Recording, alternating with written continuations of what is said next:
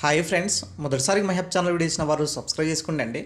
So అయితే group 1 సంబంధించినటువంటి EWS case ఏదైతే ఉన్నదో నిన్న హైకోర్టు బెంచ్కి అయితే రావడం జరిగిందండి. సీరియల్ నెంబర్ 32 గాను ఈ యొక్క కేసు అయితే వాదనలు అయితే జరగడం జరిగింది. ప్రధానంగా ఈడబ్ల్యూఎస్ కేసు ఏంటిదంటే ఒక అభ్యర్థి ఎవరైతే అభ్యర్థి ఉన్నారో తనకు పోస్టింగ్ ఇవ్వకుండా తనకంటే తక్కువ మార్క్స్ వచ్చిన అభ్యర్థికి పోస్టింగ్ ఇచ్చారనేసి ఈ యొక్క కేసు వేయడం అయితే జరిగిందండి.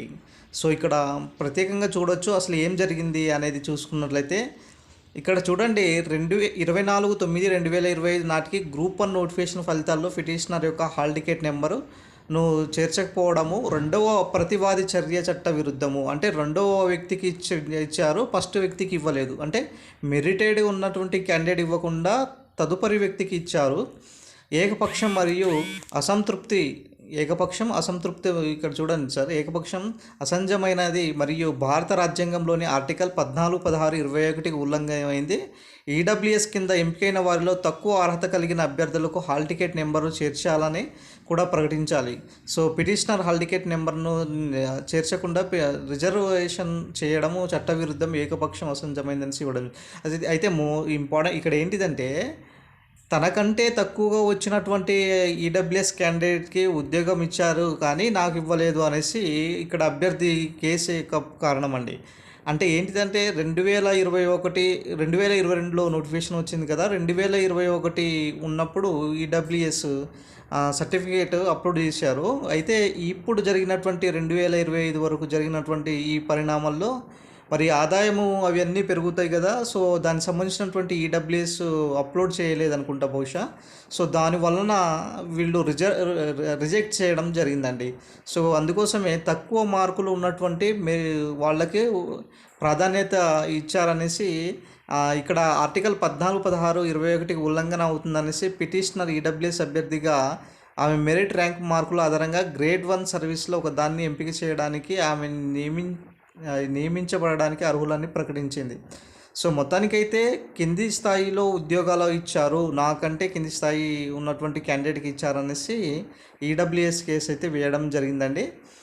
ఇక చూడాలి నెక్స్ట్ ఏమవుతుందో అన్న దానిపై. Next group 1 divisional bench case సంబంధించినటువంటి అడుగుతున్నారు ఏమవుతుంది సార్ అనేసి. గ్రూప్ 1 డివిజనల్ బెంచ్ కేసు ఇరువైపుల వాదనలు నవంబర్ 18 జరిగిన తర్వాత ఏమవుతుందంటే ఒకవేళ టీజీపీఎస్సీకి ఫేవర్ ఇచ్చినా కూడా అభ్యర్థులు సుప్రీంకోర్టుకి వెళ్తారు, ఒకవేళ అభ్యర్థులకు ఫేవర్ వచ్చినా కూడా సుప్రీంకోర్టుకి వెళ్తారు టీజీపీఎస్సీ. ఎవరి ఫేవర్ వచ్చినా తుది తీర్పు మాత్రము సుప్రీంకోర్టులోనే తేలుతుందండి. ఎందుకంటే సుప్రీంకోర్టు ఇప్పుడు మేము జోక్యం చేసుకోము, ఆల్రెడీ కేసు ఉన్నదనేసి చెప్పింది కాబట్టి ఈ కేసు ఇక్కడితో కంప్లీట్ చేసుకున్న తర్వాత అక్కడ వెళ్తారు. ఫైనల్ డెసిషన్ సుప్రీంకోర్టులో ఉండబోతుంది. జీవో నెంబర్ 29 అంశం కారణంగా మొత్తం నోటిఫికేషన్ క్యాన్సిల్ చేస్తారు. మొన్న రీసెంట్గా పశ్చిమ బెంగాల్లో ఎక్కడో మధ్యప్రదేశ్లోనే క్యాన్సిల్ చేశారు ఇట్లాగే సమాన రిజర్వేషన్ ఉల్లంఘన కారణంగా. ఇక్కడ యాజ్ ఇట్ ఈస్గా జరిగేది తెలంగాణలో ఈ కేసు ఏదైతే గ్రూప్ 1 కేసు ఉన్నదో అదే అండి. 90% కాదు 100% కూడా చెప్పుకోవచ్చు జీవో నెంబర్ 29 ఒక ఉల్లంఘన జరిగిందని చెప్పుకోవడంలో.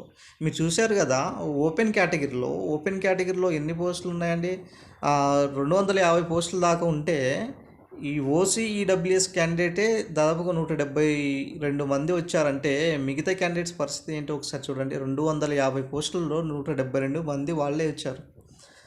ఇంతకనంగా ఉల్లంఘన ఎక్కడైనా ఉంటుందా అండి?